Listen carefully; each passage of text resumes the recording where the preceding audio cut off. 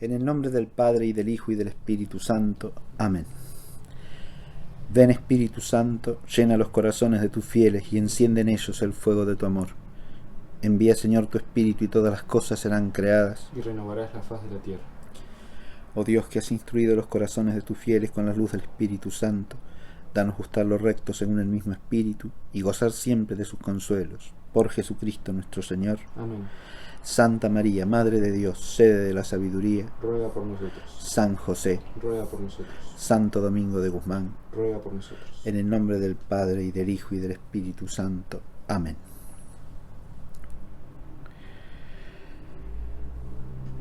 Esta conferencia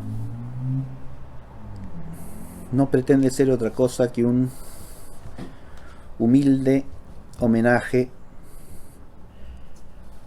a Santo Domingo de Guzmán, de quien se cumplen este año los 800 de su tránsito a la gloria del cielo.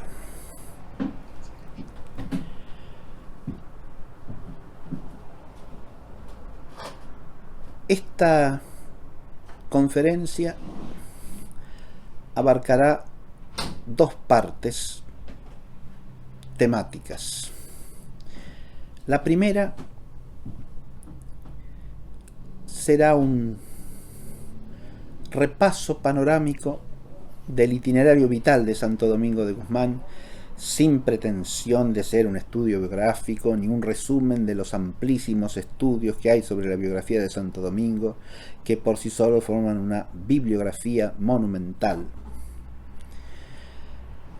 sino simplemente una mirada de conjunto al trayecto vital de Santo Domingo en este mundo, y bajo un ángulo formal particular, que es el de tratar de considerar y, si es posible, contemplar a partir de ese repaso de su trayectoria algunos rasgos fundamentales de su personalidad teándrica, es decir, de su personalidad de hombre divinizado por la gracia de Cristo. Y la segunda parte de esta conferencia tratará de un texto de la tradición dominicana, que es el texto en que se presentan los 9 modos de oración de Santo Domingo.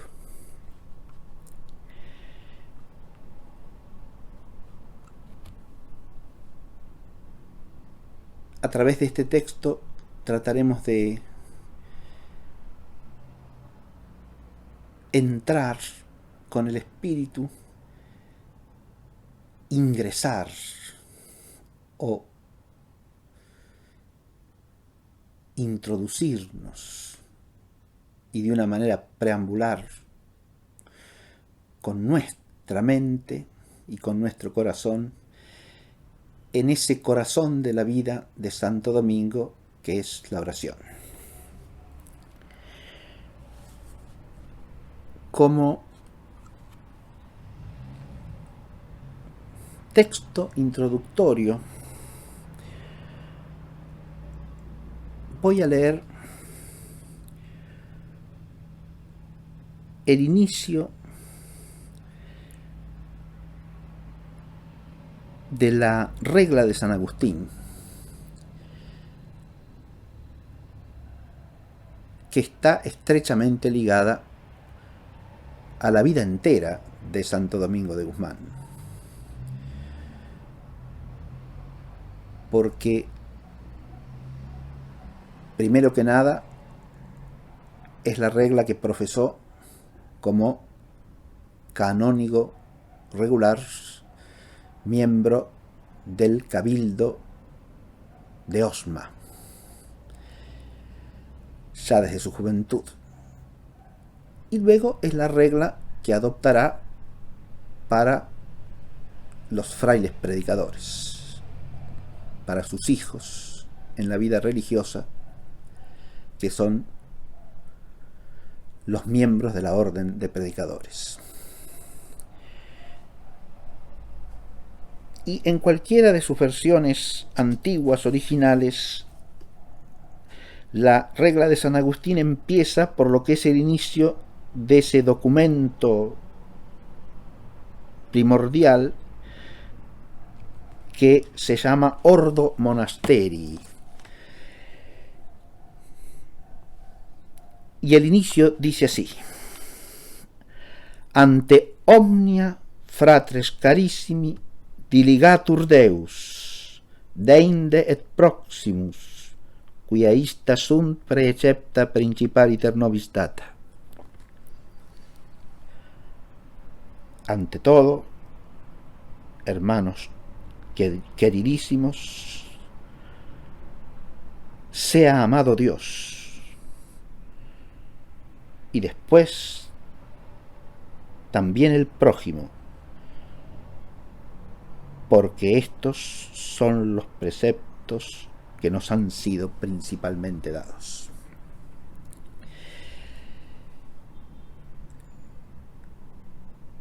Y encabezo esta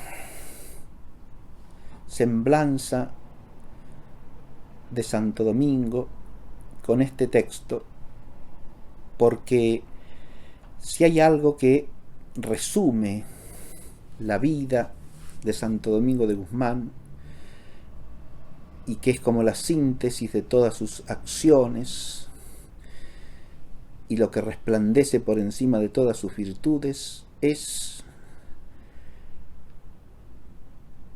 la caridad, y la caridad ordenada.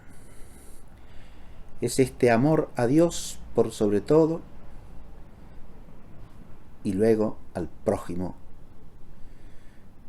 según el doble mandamiento fundamental de la vida cristiana.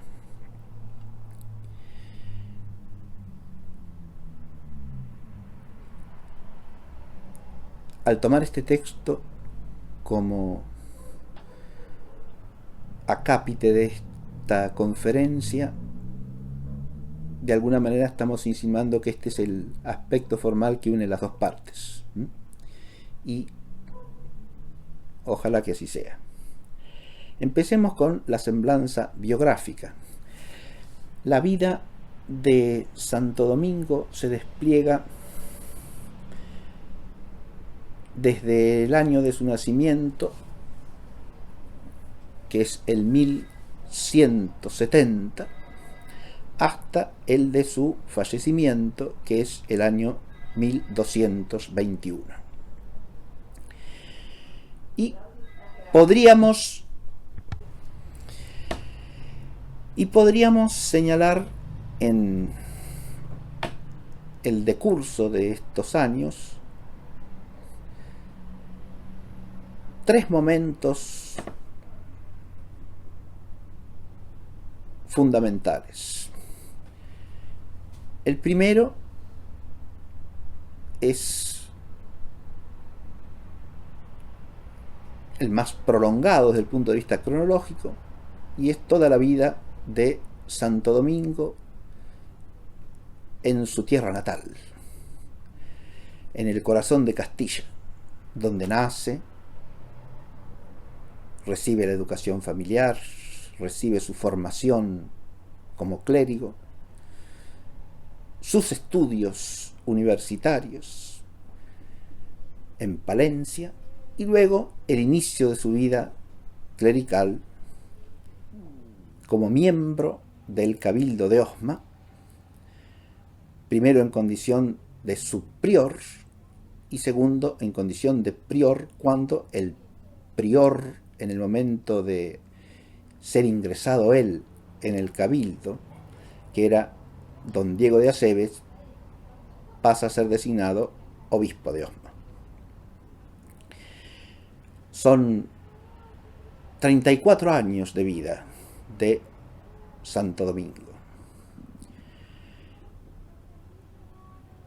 Porque es recién para el año 1204 que realiza su primera salida de su tierra natal. Y ahí se inicia otro trayecto vital, un segundo momento de su biografía, podríamos decir. Él sale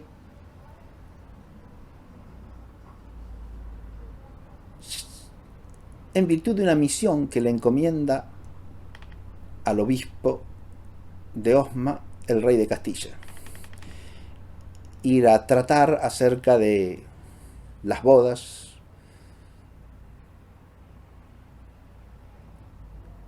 del infante Fernando, hijo del rey Alfonso VIII, con una princesa italiana de la región de las Marcas.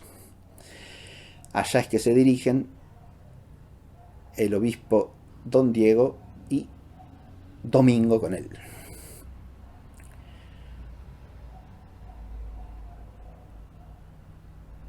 Ese primer viaje va a ser seguido por un segundo viaje para confirmar las bodas e ir a buscar a la princesa para las bodas principescas, pero el objetivo se ve frustrado porque cuando llegan en el segundo viaje a las Marcas, la princesa ha muerto.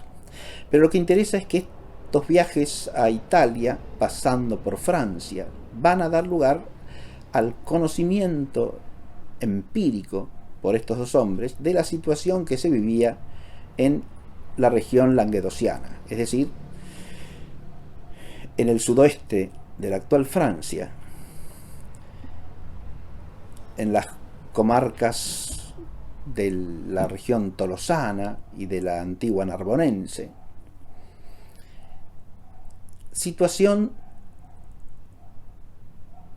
en la que el problema más acuciante era el pulular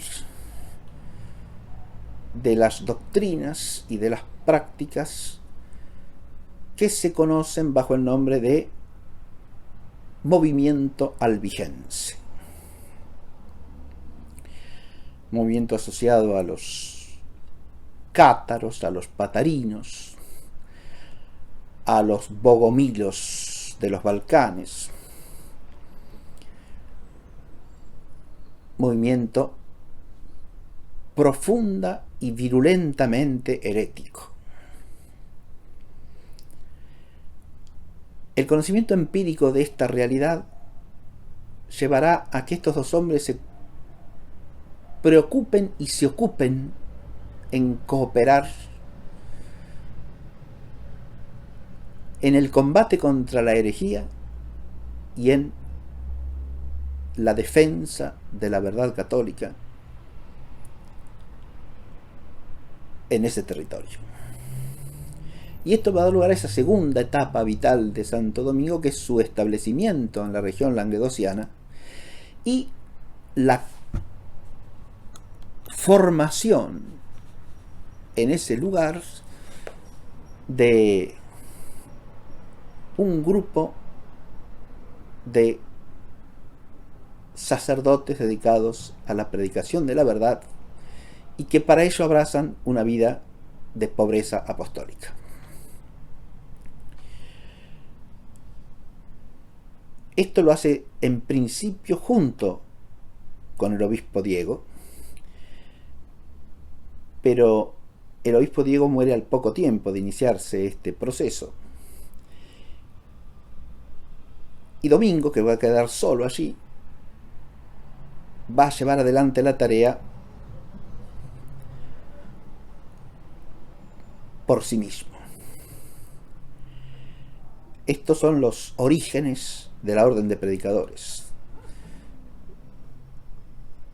Si añadimos a la formación del grupo de sacerdotes dedicados al mismo tiempo a la predicación y a la vida de pobreza apostólica, la organización del monasterio de Pruglia, tendríamos allí tanto el origen de la orden de frailes predicadores como el origen de las monjas dominicas.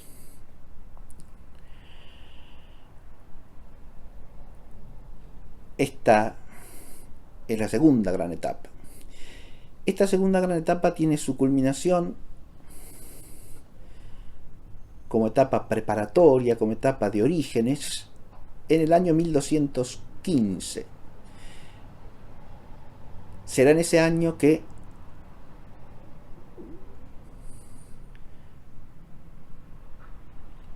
habiéndose celebrado el Cuarto Concilio Lateranense, el Papa Inocencio III apruebe a esa comunidad de sacerdotes que han de vivir bajo la regla de San Agustín, según unas constituciones que los convierten en hermanos, en frailes de vida apostólica, con el fin de dedicarse a la predicación de la verdad.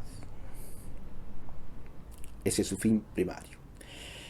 El último tramo son los 6 últimos años, si se quiere, de la vida de Santo Domingo. En este último tramo, a partir de la aprobación pontificia y de la confirmación formal de la orden, que tiene lugar en el año 1216, viene una etapa fecundísima. Domingo en estos años se desplaza entre la región del sudeste de Francia e Italia, y en Italia misma entre la ciudad de Roma, la ciudad de Bolonia. En esta última será que lo alcance la muerte. Pero lo más característico de esta última fase es lo que podemos llamar la extraordinaria dispersión de la orden. Esta orden, que apenas ha nacido, se hace presente en diversas regiones de la cristiandad, y se fundan conventos de hermanos predicadores en Italia, en Francia, en Germania, en España.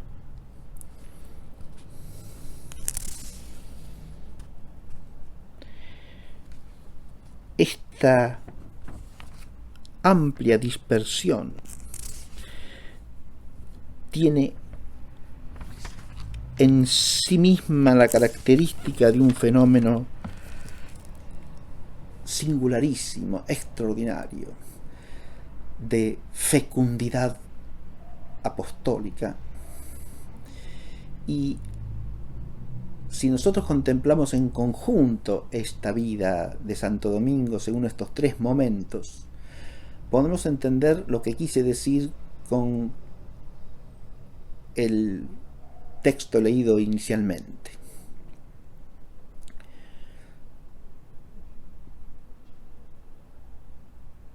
El itinerario vital de Santo Domingo se inicia en tierras de Castilla, en el corazón de Castilla, porque Domingo nació en la ciudad de Caleruega, al sudeste de Burgos.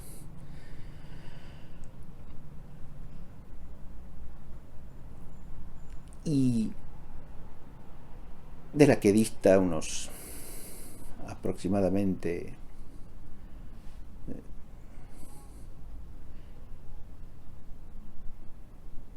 90 kilómetros.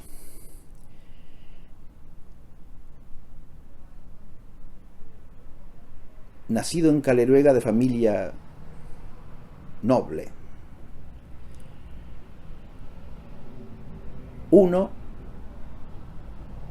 el menor de 3 hermanos varones. Domingo lleva el nombre de una figura patriarcal del condado castellano, que es Santo Domingo de Silos, que siendo monje del monasterio de San Millán de la Cogolla, en La Rioja, se ve forzado a trasladarse al monasterio de San Sebastián de Silos, del que se convertirá finalmente en abad, y en el abad epónimo del propio monasterio, una vez reconocida su santidad de vida tras su muerte. Santo Domingo de Silos está profundamente ligado desde ese monasterio, que también se encuentra hacia el sudeste de la ciudad de Burgos y a una distancia aproximadamente semejante a la de Caleruega, un poco más hacia el este de las tierras de Castilla. Esta figura de Santo Domingo, monje benedictino, está ligada, digo, a los orígenes mismos de ese condado de Castilla que se organiza, se funda y adquiere sus principios de autonomía con la figura del conde Fernán González, al cual dedicara una obra profunda, rigurosa, muy bien documentada, Fray Justo Pérez de Urbel. Fernán González, el héroe que fundó Castilla. Nos encontramos allí en el siglo X,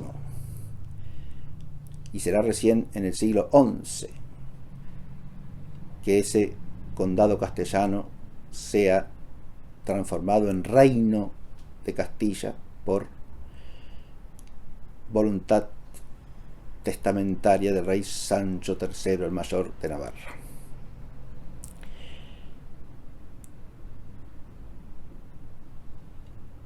Me detengo a señalar estas particularidades, a las que hay que agregar también sin duda la mención de otros dos lugares de Castilla que ya he previamente nombrado, a saber,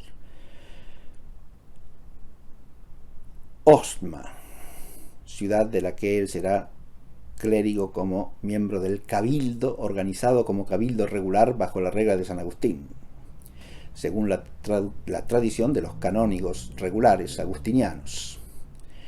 Y la ciudad de Palencia, en cuyo estudio general, que es considerado la primera universidad de Castilla,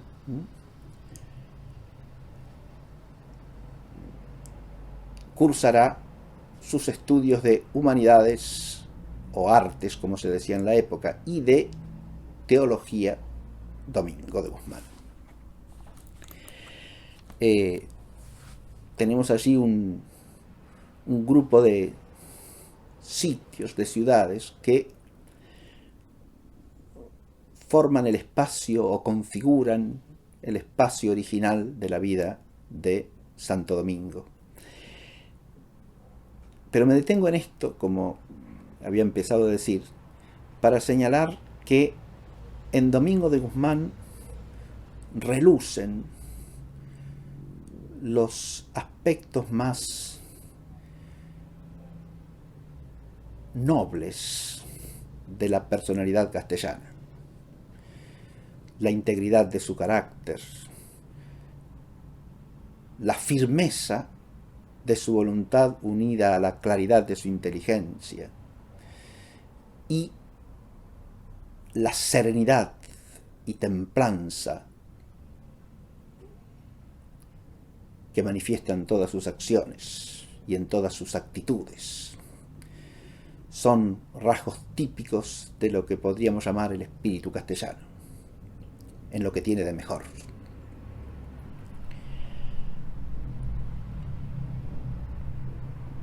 En lo que tiene de noble, que es mucho.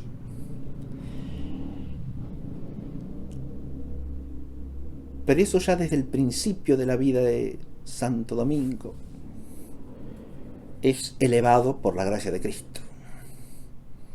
En realidad, ese espíritu castellano es el mismo ya un fruto de la gracia de Cristo, porque lo que llamamos el espíritu castellano es el fruto de una tradición de siglos de cristianismo en España.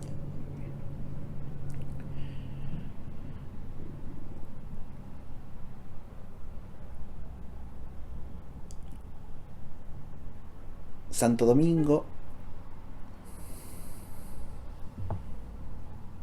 infante apenas nacido, recibe el bautismo.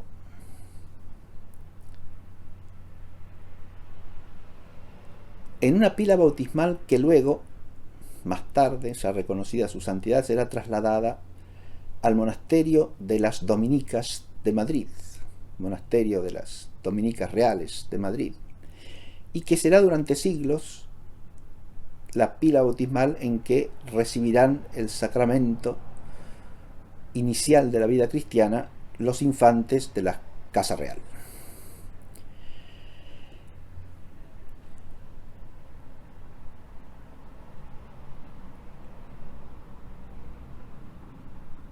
Además de este perfil castellano de Santo Domingo, quiero señalar de estos inicios de su vida otro rasgo, que es su espíritu agustiniano. Esta es otra impronta profundísima del alma de Santo Domingo y por lo tanto también del alma dominica.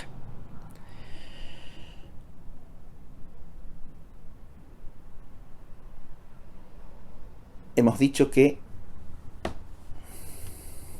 Santo Domingo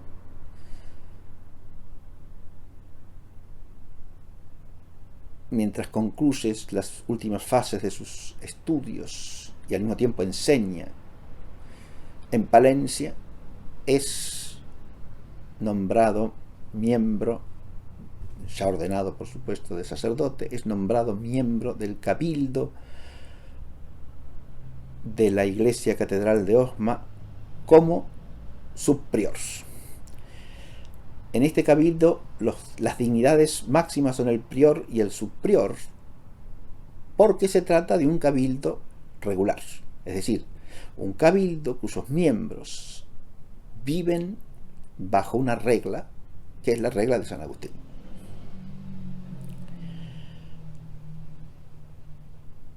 Esta es la regla de la canónica regular ya desde el siglo VIII, en que se inicia este fenómeno en la cristiandad latina. El fenómeno de la canónica regular, inspirado en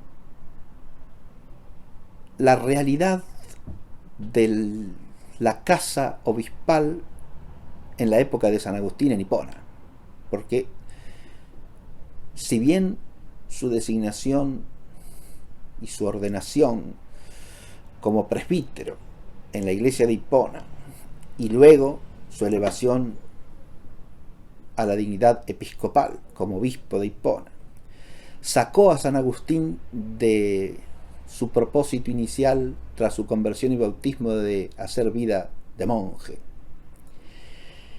El ideal de la vida monástica nunca dejó de estar presente en el espíritu de San Agustín, y eso lo llevó, como nos relata San Posidio en la biografía primitiva y la base de todas las biografías de San Agustín,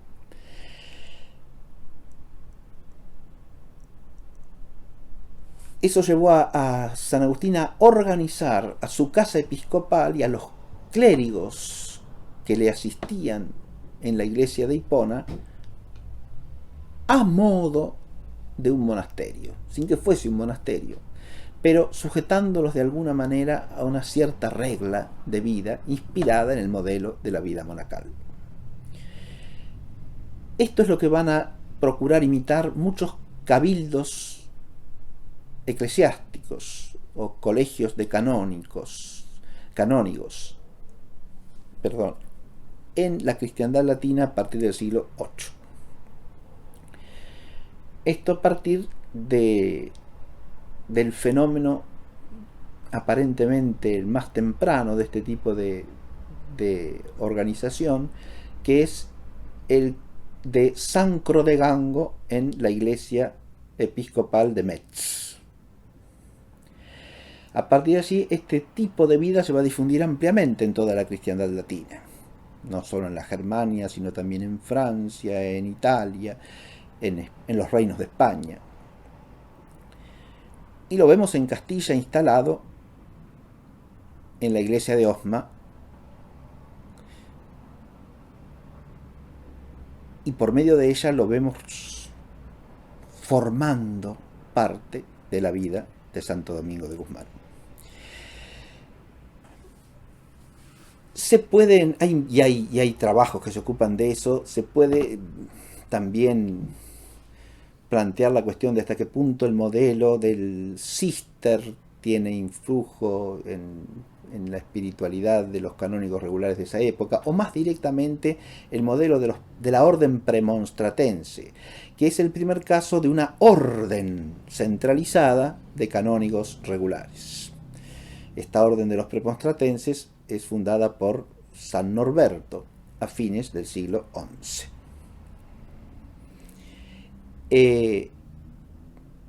Pero, si bien existen, insisto, trabajos sobre esto y cómo podría haber repercutido en el corazón de Castilla en que vivía Santo Domingo, tanto el influjo del cister como el influjo de la orden recientemente fundada de los premonstratenses. Lo que sí es cierto, que también adopta esta orden la regla de San Agustín, tiene como fundamento la regla de San Agustín y constituciones propias, hechas por San Norberto. Lo cierto es que los canónigos regulares seguían siempre por la regla agustiniana. Pero hablar de regla agustiniana no es solamente hablar de un modo de vida religiosa, es también hablar del espíritu agustiniano como espíritu de estudio y de amor por la verdad. Y este es un rasgo fundamental de toda la vida de Santo Domingo. Y acá aparece una de las dimensiones fundamentales y de los matices específicos de la caridad en Santo Domingo. La regla empieza con la memoria del doble mandamiento del amor. Pero si uno avanza un poco en el orden del monasterio establecido por San Agustín y pasa a la distribución de los tiempos de la vida cotidiana, se encuentra con lo siguiente. Después de haber descrito cómo se han de rezar las horas canónicas del oficio, muy brevemente, dice así: trabajen desde por la mañana hasta sexta, y desde sexta hasta nona estén ocupados en el estudio, en la lectura. Dice en latín: operentur manus quad sextam et a sextaus quad nonam vatent lectioni et ad nonam redant codices et postquam refecerint sive in orto sive cumque necesse fuerit faciant opus quad oram lucernari. Es decir, trabajen desde por la mañana hasta sexta y de sexta a nona estén ocupados en la lectura, a la hora de nona devuelvan los libros y después de la reflexión trabajen hasta la hora de vísperas, o del lucernario, como lo llama el texto latino de la regla. Vemos que el estudio intelectual, el ocuparse con los libros, forma parte, según el modelo agustiniano de vida religiosa, de cada día de la vida monástica y para todos. Es decir, es parte fundamental de la vida del monje, de la vida del que ha abrazado los votos de perfección evangélica, los consejos de perfección evangélica, y ha hecho voto de vivir conforme a ellos para siempre. Este modo de vida monástico agustiniano es un modo de vida en el cual la vida de la inteligencia es parte fundamental. Esto no puede ser de otro modo tratándose de una regla procedente de San Agustín. Baste recordar aquí que para la mente de San Agustín, como mente filosófica, Dios se presenta como el que es la verdad subsistente y como el término descubierto en una dinámica de tensión vital, espiritual, cuyo eje es el amor por la verdad. En el espíritu de San Agustín, el amor a Dios es inseparable del amor a la verdad.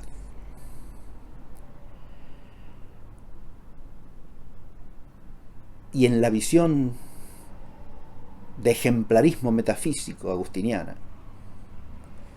es claro que ese amor a Dios, que es Él la verdad subsistente,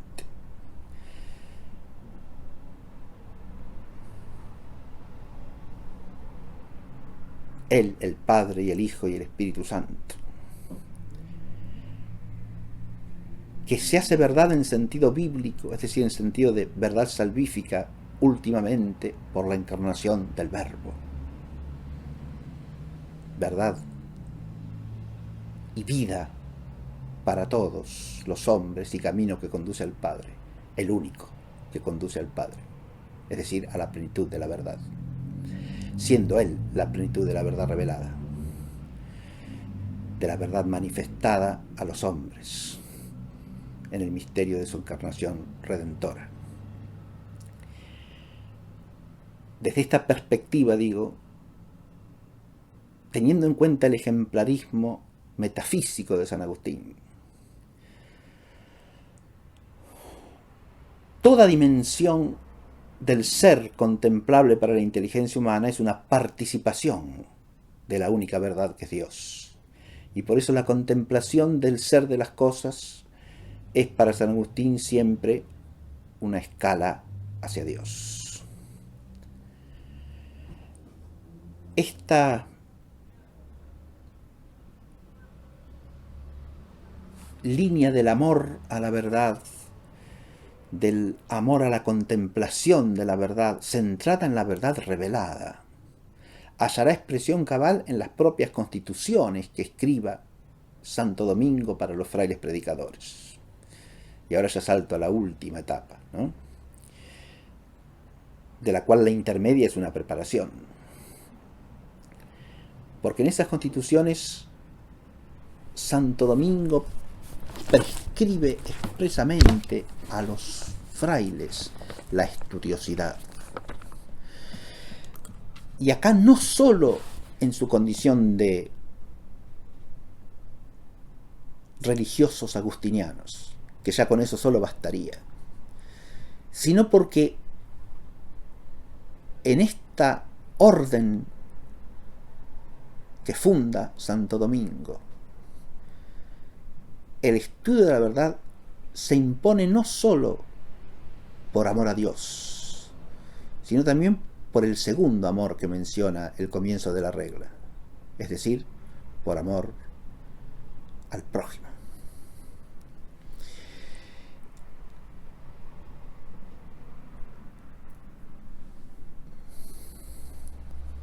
Hay dos anécdotas de la juventud de San Agustín, de la juventud de Santo Domingo, que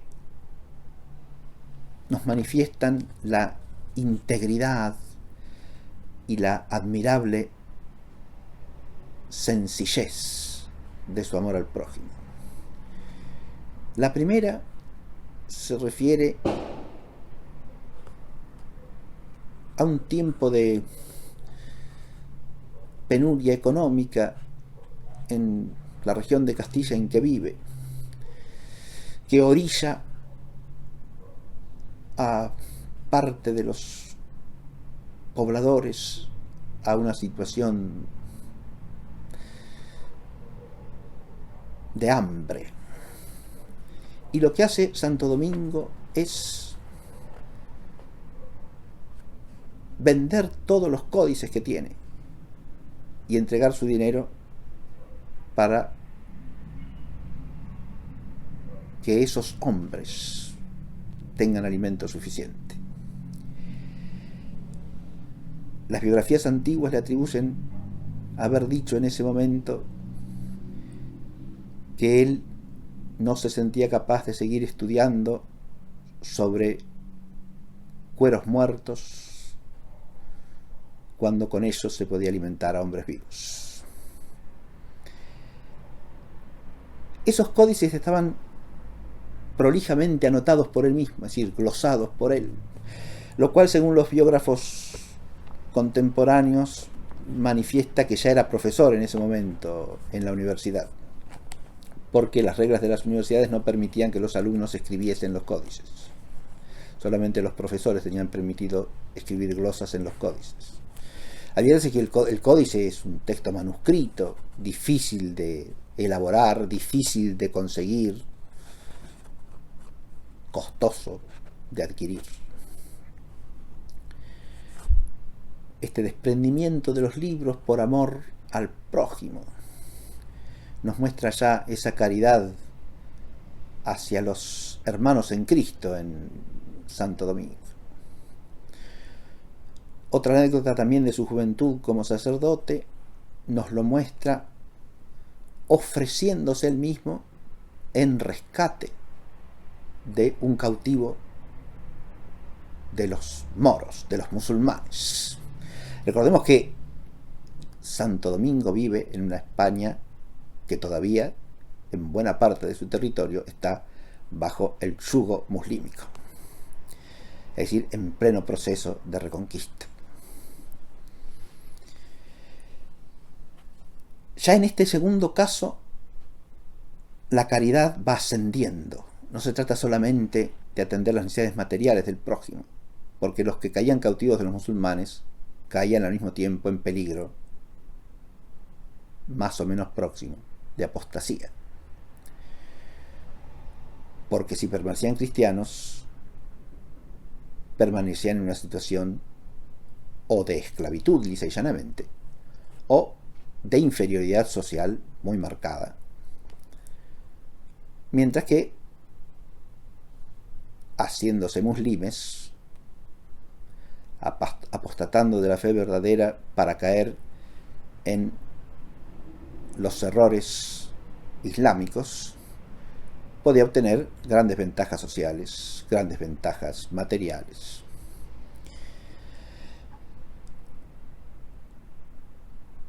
Rescatar a alguien de la esclavitud era no solo una obra de caridad material, sino de caridad espiritual, sobre todo.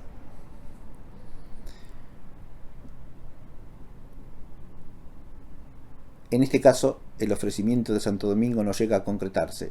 No sabemos exactamente por qué. Las fuentes no nos lo informan. Pero existe en él la voluntad y el ofrecimiento.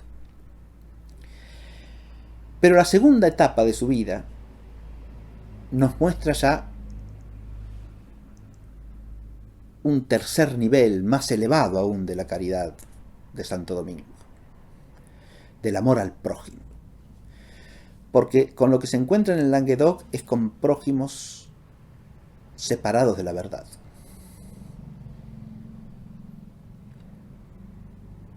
Por los oscurísimos errores que iban ligados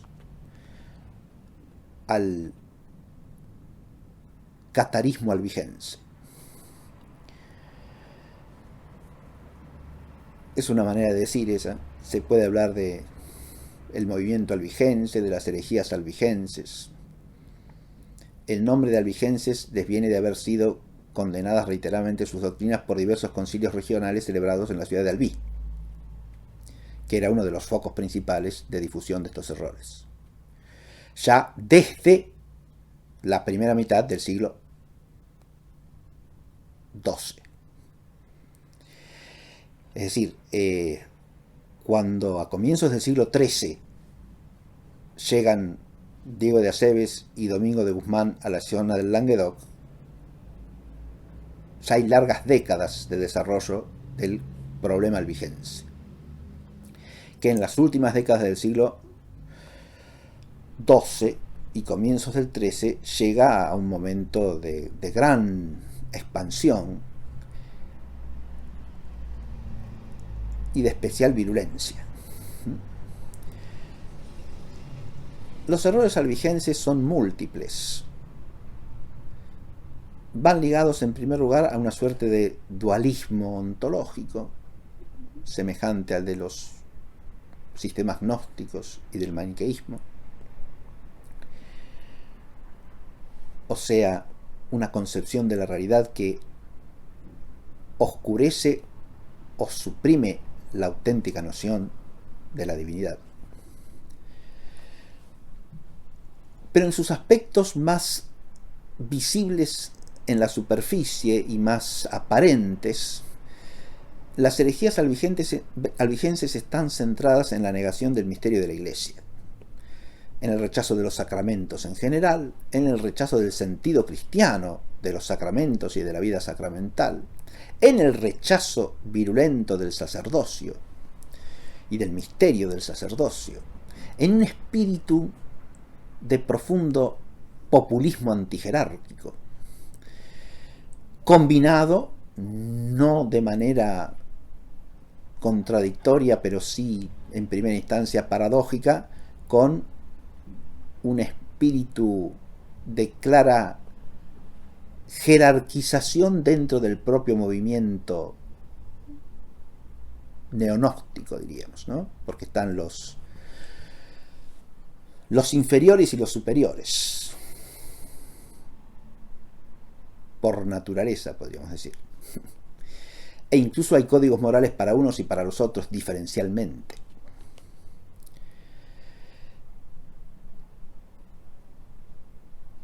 En todo este movimiento también campea un profundo espíritu de pobrismo, podríamos decir, de odio no solo a las riquezas materiales, sino también de odio a la autoridad política y a la organización de la vida social. Odio al matrimonio, odio a la autoridad civil, rechazo del derecho penal o de la capacidad de penar crímenes de la autoridad civil, rechazo de la pena de muerte. Hay ciertos elementos de lo que podríamos llamar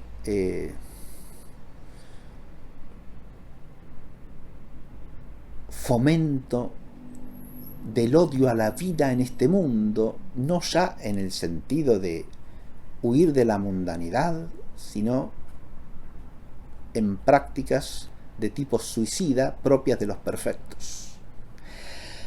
Menciono un amplio abanico de errores ligados al movimiento albigense para que se advierta que este movimiento es un movimiento que afecta todos los aspectos de la vida humana, como toda herejía en el fondo, como todo apartamiento de la verdad en el orden religioso. La mentalidad albigense implica una transformación radical de todo el orden de la vida humana.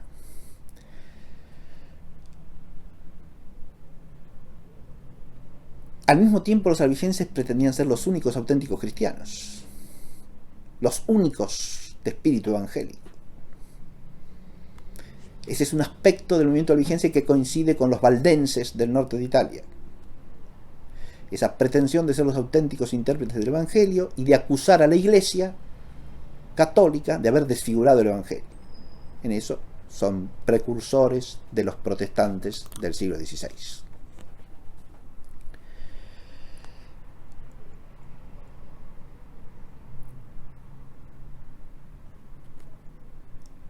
Hay que decir además que este movimiento religioso e ideológico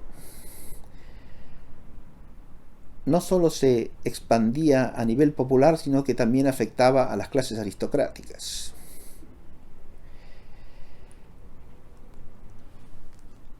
Y eso se va a manifestar, por un lado, en el fenómeno de no represión de la herejía, y por otro, más grave todavía, en el fomento de la herejía por ciertos señores de la región.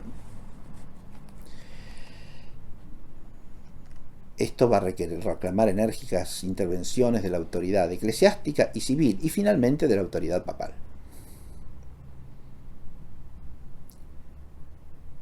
Será precisamente durante este periodo intermedio de la vida de Santo Domingo que se declare o se convoque desde la autoridad pontificia una cruzada contra los albigenses, habida cuenta de la irreductibilidad por las vías de la predicación y de la falta de actividad eficiente de las autoridades locales.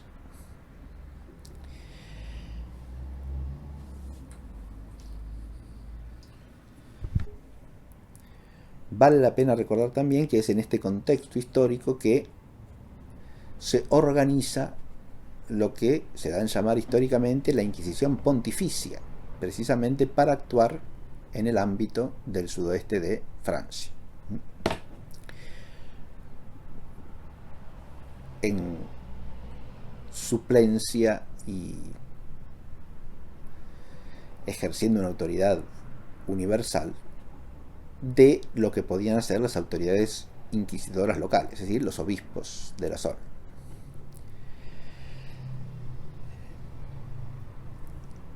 Y en este contexto de esta memoria vale también la pena recordar la virulencia con que actuaron en reiteradas ocasiones los albigenses en relación con diversos predicadores, de entre los cuales algunos resultaron muertos por la acción de los albigenses, y también delegados pontificios, ¿no?, que terminan asesinados por los albigenses. No hay que imaginarse a este movimiento como un movimiento de gente puramente dedicada a elaborar doctrinas, sino que es un movimiento de revolución religiosa, moral, social, incluso política, de vastas dimensiones.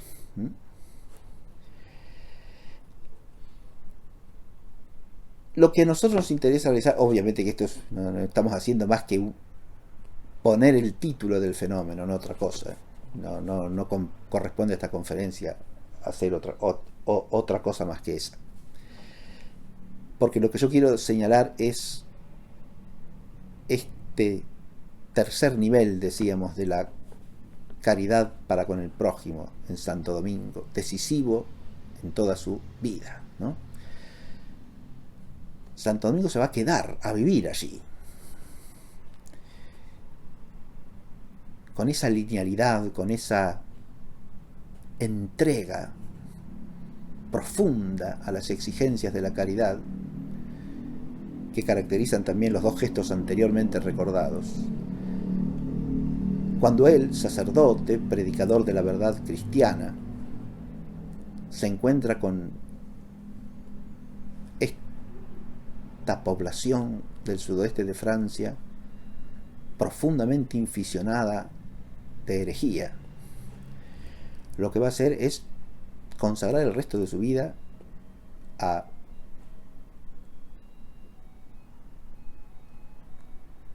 llevar nuevamente a esta gente hacia la verdad. Se queda a vivir allí y abraza una vida no ya solo de sacerdotes predicadores que viven según la regla de San Agustín, sino de pobreza evangélica, de pobreza apostólica, como dicen las biografías antiguas. ¿Y esto debido a qué cosa? A que uno de los elementos que hacían a los albigenses difícilmente permeables a las predicaciones con que se trató de retornarlos a la verdad, era que acusaban a los predicadores de vivir lujosamente, de no ser auténticamente cristianos porque vivían en la opulencia, en la riqueza, que usaban vestidos costosos, que vivían en casas señoriales.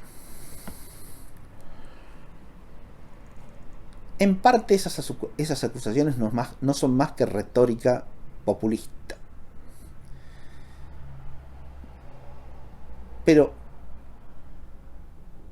fuesen lo que fuesen y tuviesen la parte de fundamento real que tuviesen, lo cual no justifica de ninguna manera la herejía,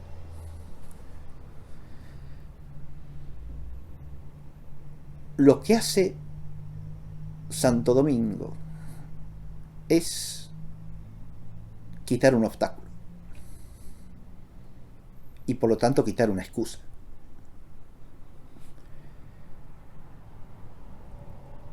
Cuando ellos van a predicar, nadie podrá decir de ellos que no viven la pobreza evangélica, que no viven la pobreza apostólica, que son apóstoles que no oyen la voz de Cristo, que manda a sus discípulos ir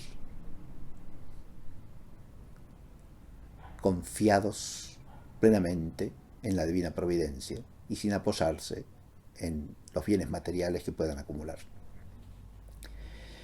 De ahí surge el otro rasgo fundamental de esa orden que empiezan a hacer allí, ¿no? Una vida de pobreza apostólica, no de pobreza simplemente por amor a la pobreza.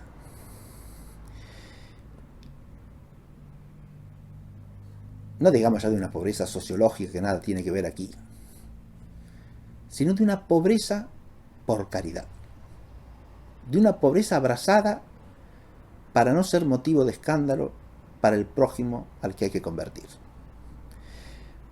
Por eso estoy hablando acá de un nivel superior de la caridad, ¿no? Esto tiene que ver con la caridad, con el amor al prójimo, en su forma más elevada, más excelsa y más profundamente cristiana. Porque si el verbo divino se hizo carne, por amor, fue para darnos a los hombres la vida eterna. Ese empobrecimiento, ese abajamiento del Señor, es un abajamiento por pura caridad.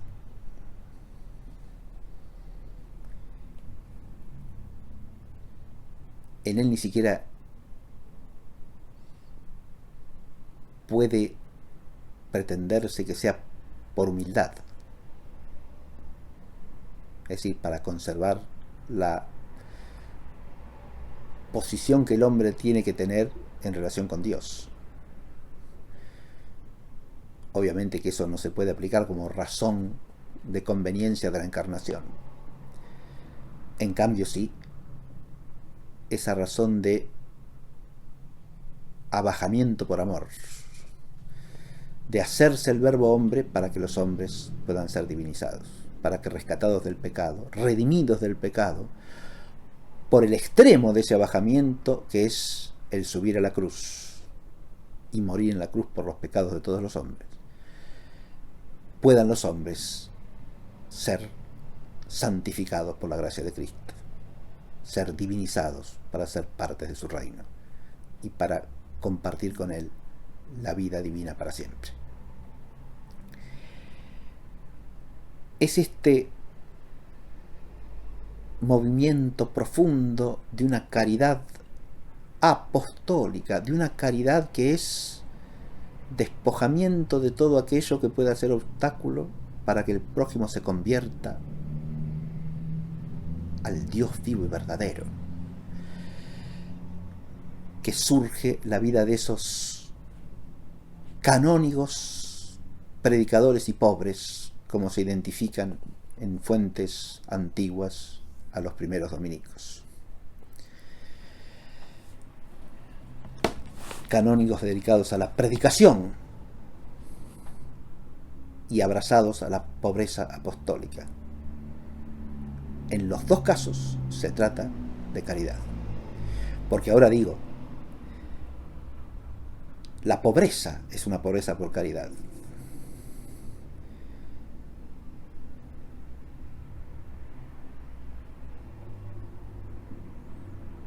Pero la predicación es también obra de caridad. Porque esa pobreza es para predicar la verdad. No es un amor de la pobreza por ella misma, insisto. Ni es un amor de la pobreza para beneficio propio. La regla de San Agustín insiste en que la pobreza es un medio. Y voy a leer una parte de la regla que tiene que ver directamente con esto.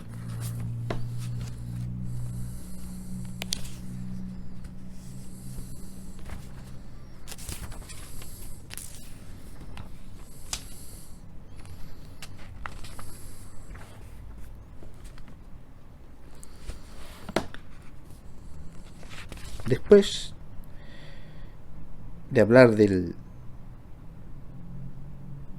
tener todas las cosas en común, la comunidad monástica, dice la regla de San Agustín. Ahora ya leo de lo que se llama el preceptum.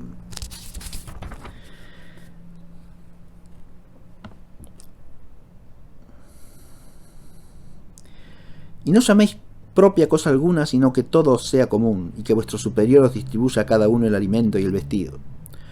No a todos por igual, porque no todos sois igual de robustos, sino más bien a cada uno según lo necesite. Pues así la hice en los Hechos de los Apóstoles, que tenían todas las cosas en común y se distribuía a cada uno según su necesidad. Los que tenían algo en el siglo, al entrar en el monasterio, quieran de buen grado que todo sea común. Pero los que no tenían nada, no busquen en el monasterio lo que ni aun fuera pudieron tener. Con todo, socórrase a su debilidad lo que necesiten, aunque su pobreza, cuando estaban fuera, no les podía procurar ni las mismas cosas necesarias. No por eso se crean tan felices, porque han encontrado el alimento y el vestido que fuera no podían encontrar. Ni se envanezcan porque viven en compañía de aquellos a quienes fuera no se atrevían a acercarse. Antes bien, levanten su corazón a lo alto y no busquen las vanidades terrenas, no sea que los monasterios comiencen a ser provechosos para los ricos y no para los pobres, si en ellos los ricos se hacen humildes y los pobres orgullosos. Más aún, los que parecían ser algo en el siglo no lleven a mal a sus hermanos que vinieron desde la pobreza a esta santa compañía. Al contrario, esfuércense en gloriarse más de la convivencia con los hermanos pobres que de la dignidad de sus padres ricos. Ni se engrían si de su hacienda aportaron algo a la vida común, ni se ensoberbezcan más de sus riquezas, porque las comparten en el monasterio que si disfrutaran de ellas en el siglo. Porque cualquier otro vicio se ejercita en las malas obras para hacerlas. La soberbia, en cambio, acecha también a las obras buenas para perderlas. ¿Y qué aprovecha distribuirlas a los pobres y hacerse pobre, si el alma infeliz se hace más soberbia despreciando las riquezas que lo había sido poseyéndolas? Así pues, vivid todos con una sola alma y un solo corazón, y honrad los unos en los otros a Dios, de quien sois templos vivos. He leído este pasaje magnífico de la regla de San Agustín para que se advierta cómo, aún desde el punto de vista de la espiritualidad monástica, la pobreza, según esta regla, debe ser vivida en espíritu de humildad, de caridad fraterna y de caridad como amor a Dios. Porque es precisamente lo que dice al final, ¿no? Honrad los unos en los otros a Dios, de quien sois templos vivos, lo cual enlaza el amor al prójimo con el amor de Dios. No solo porque el amor de Dios exige el amor al prójimo, sino porque amar al prójimo cristianamente es amar a Dios en el prójimo.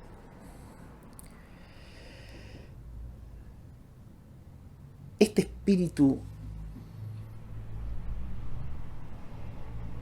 de pobreza virtuosa, de pobreza que es fruto de la caridad y es en orden, como decíamos, a no poner obstáculos a la predicación, nos lleva a la predicación misma, que es el fin primario de esta orden. De él recibe su nombre, Ordo Praedicatorum, orden de predicadores. Y acá vuelve a resplandecer la caridad más elevada, la más propiamente tal en sentido cristiano, que es esa caridad de entregarle a los hombres esa verdad que gratuitamente hemos recibido de Dios. Esa verdad que es la luz y la vida, esa verdad que nos salva y nos conduce a la vida eterna. Este es un aspecto sublime de la orden de predicadores y de la figura de Santo Domingo de Guzmán. Santo Domingo abraza una vida pobre por amor a Dios y por amor a la verdad de Dios, por amor a la verdad revelada por Dios y por amor al prójimo que está llamado a conocer esa verdad para vivir la vida verdadera, la vida auténtica, la vida que no tiene fin.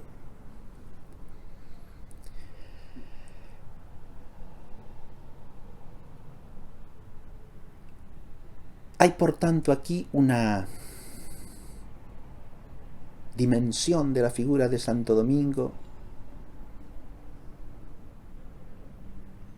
en que aparece con nitidez esa doble imagen del fuego y de la luz que caracterizan a su iconografía y que vienen de dos referencias de las antiguas biografías: el sueño de su madre, de un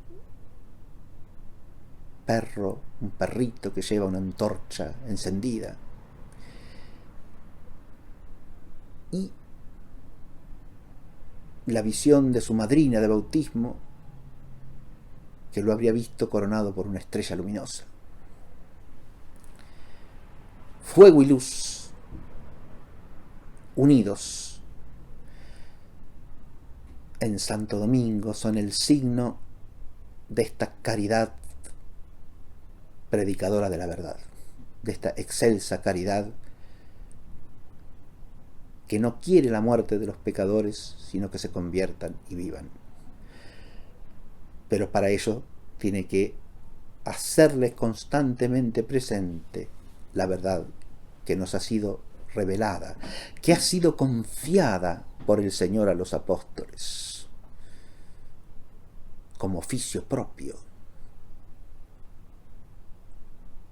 Id y haced discípulos a todos los hombres, a todas las naciones, en realidad, bautizándolos en el nombre del Padre y del Hijo y del Espíritu Santo, y enseñándoles a guardar todo cuanto yo os he mandado. El mandato apostólico es inseparable de la verdad, y no de una verdad entendida en cualquier forma, una verdad que es inseparable del más robusto, radical, profundo realismo espiritual. No es casual que toda la orden de predicadores en su historia haya dado luminosos maestros de verdad, desde los orígenes en el siglo XIII hasta el presente.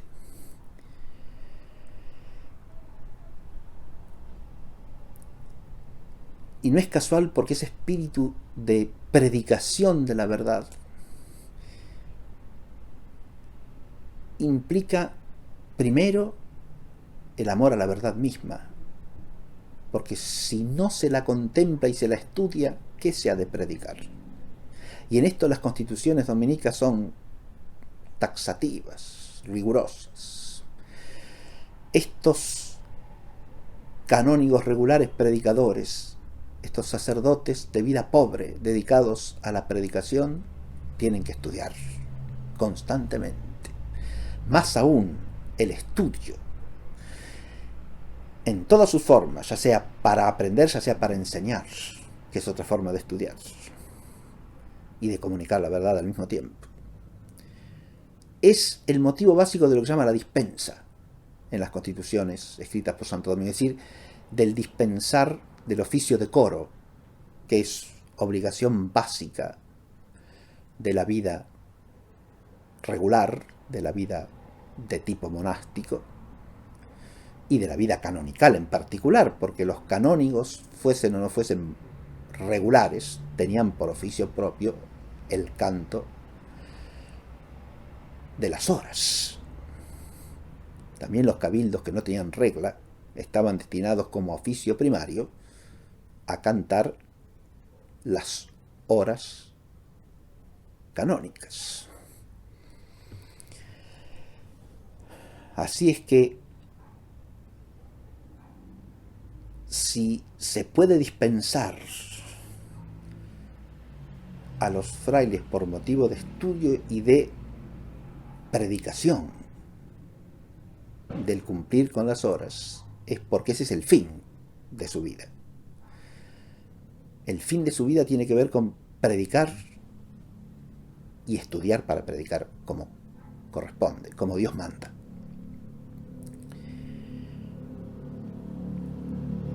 Y aquí quiero introducir una breve reflexión que me parece sumamente importante hoy día. El espíritu de Santo Domingo nos acerca su luz cálida y su calidez luminosa en esta vinculación esencial entre la contemplación y la predicación de la verdad. El estudio debe acabar en la contemplación. Contemplación que es inseparable del amor a Dios y al prójimo. Inseparable del amor a la verdad. De la verdad que es Dios mismo y de la verdad que hay que compartir con el prójimo. Cuando Santo Tomás forja esa fórmula magnífica de contemplata alis tradere, es decir, de transmitir a otros las realidades que se ha contemplado, está dando expresión a algo que está en la esencia del espíritu dominicano.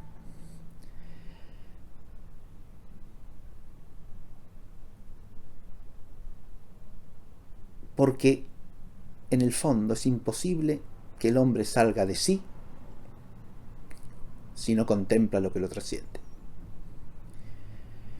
Y ningún voluntarismo, pragmatismo, utilitarismo o activismo hace salir al hombre de sí. Más bien lo encierra en sí mismo. Porque una voluntad, un querer, un desear que no está arraigado en la contemplación del ser que nos trasciende, está centrado en nosotros mismos, queramos o no queramos. El voluntarismo y el pragmatismo nos encierran en nuestro propio ser, porque al negar la raíz intelectual de la voluntad, al negar el principio del salir de sí el espíritu humano, que es el dejarse determinar por lo que las cosas son, en lugar de por su propia subjetividad y por sus propios caprichos. por sus propias necesidades y sus propias conveniencias. Que eso es encerrarse en sí mismo. Que eso es egoísmo. El primer movimiento primario de la vida espiritual contrario al egoísmo es el dejar que la inteligencia sea formada por lo que la trasciende. Y por eso no puede haber un comunicar a otros por amor la verdad si no hay previamente una contemplación de la verdad. Y esto está en las entrañas de la tradición de la orden de predicadores y es uno de los aspectos en que esta orden ha vivificado e iluminado constantemente a lo largo de los siglos que tiene de vida a la Santa Iglesia de Dios. Y esperemos que así siga siéndolo en los siglos por venir. El contemplar es también inseparable del amor porque la mirada se fija contemplativamente en aquello que ama. En eso sí hay una cierta precedencia del amor, en cuanto que el amor nos lleva a contemplar lo amado. En San Agustín ese dinamismo del amor por la verdad es un dinamismo que desde el fondo del espíritu humano lo conduce hacia Dios últimamente, porque es a Dios que en el fondo el alma está queriendo amar en cuanto empieza a barruntarlo aún confusa y oscuramente.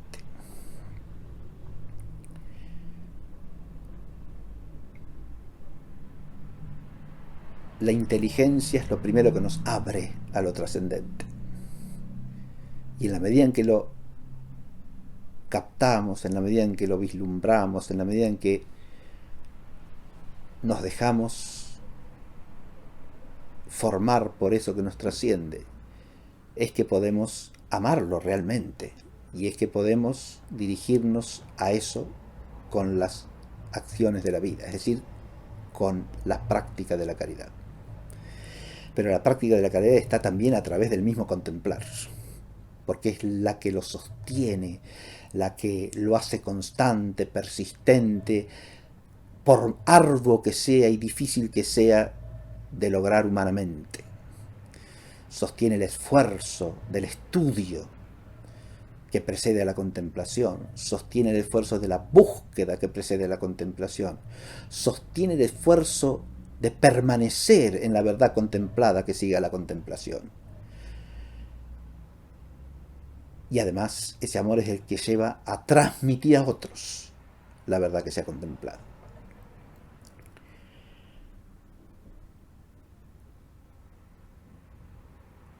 En todo esto que acabo de decir, creo haberme movido en las coordenadas del espíritu que yo alcanzo a captar en San Agustín y en Santo Domingo, inseparablemente. Y en los grandes exponentes de la espiritualidad dominicana a lo largo de los siglos.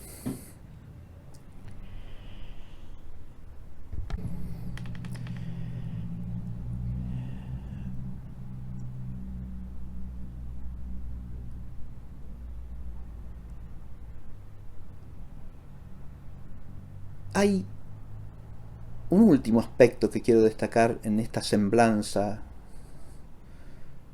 de Santo Domingo de Guzmán.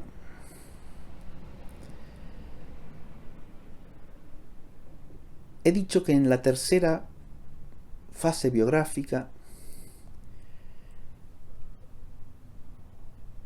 hay un fenómeno de dispersión, de fundación de conventos en un número extraordinario, que cuando uno trata de representárselo a partir de los relatos históricos.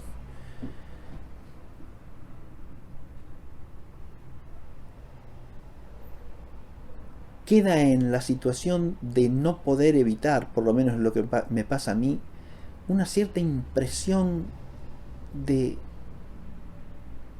extraordinaria confianza en la divina providencia.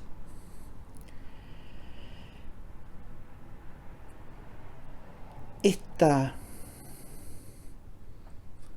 confianza profundísima con que Santo Domingo parece ajeno a cálculos humanos, a cálculos mezquinos, a pensamientos de si esa excesiva dispersión no va a llevar a que las comunidades tengan poca gente, miembros escasos.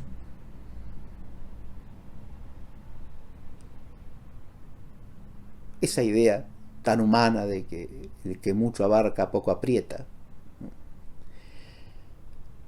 La actitud de Santo Domingo en esta tercera fase de su vida parece ser una contradicción viviente de lo que ese refrán parece querer decir, pero avalada por Dios. Es decir, es un extraordinario ejemplo de prudencia sobrenatural y de cómo la prudencia sobrenatural trasciende a la meramente humana. Porque no es que sea imprudente, es más que prudente. Es prudente con una prudencia llena de confianza sobrenatural, llena de entrega a la voluntad de Dios, llena de espíritu de entrega al prójimo más allá de todo cálculo, de espíritu de apostolado sin cálculos de utilidad, sin cálculos de éxito posible en el plano humano, entregada esa apostolicidad plena y totalmente y con serenidad confiada a la sabiduría y a la voluntad de Dios. Esto es uno de los aspectos más hermosos para mí de la biografía de Santo Domingo y de su personalidad. Esta templanza confiada, que es también un modo profundo de pobreza. De pobreza en espíritu y verdad. Pobreza que es humildad ante la omnipotencia de Dios, ante las maravillas que obra Dios. Es la misma confianza que en los primeros tiempos de la predicación ante los albigenses lo lleva a Santo Domingo a esas pruebas de fuego, ¿no? A arrojar sus escritos a las llamas de las que salen indemnes, para que se manifieste en el milagro de qué lado está la verdad. Ese es un episodio que se nos cuenta por lo menos 2 veces de los primeros tiempos de Santo Domingo. Es esa misma confianza íntegramente creyente, íntegramente sobrenatural e inseparable también de ese amor que ya es un amor de amistad con Dios. Y a partir de aquí ya desemboco en la segunda parte de la conferencia, porque ese amor en el que reluce, se manifiesta de modo esplendoroso aquel dicho del Señor a sus apóstoles, diciéndoles: ya no os llamo siervos sino amigos. Ese espíritu de amistad con Dios es inseparable de la oración. La figura de Santo Domingo es la figura de un hombre de oración. No solo porque siendo un canónigo regular vive consagrado a la oración de la Iglesia como oración constante, sino porque además toda su vida es hecha en oración. Y el escrito al que hice alusión al comienzo, los 9 modos de oración de Santo Domingo de Guzmán, es una prueba de esa vida que es toda ella oración. Y es desde aquí que procederemos a la segunda parte de esta conferencia.